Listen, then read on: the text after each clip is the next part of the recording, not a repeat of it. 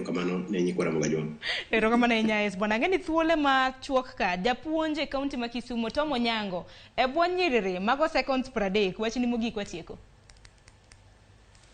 Watema iwacho kamano Sharon acho ne nitie ber mana wacho akunjo ka osewache gi kanyo tanyalo mana tieko gi wacho ni sirikal onego neni gik ma wamekwa ma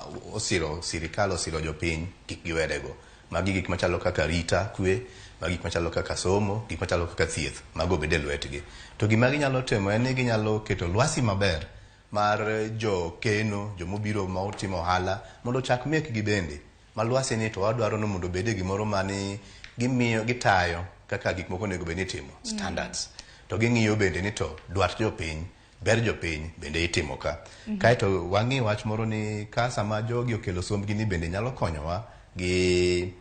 ng'iyo wach mar kalo atamalo 100 e okenge mag somo ok ni nyaka jomowuok e klas 10 nyaka dhi mbalariany te we jomoko bodhi e somo moko ma piny gi mondo wabed gi tiegruok mopogore opogore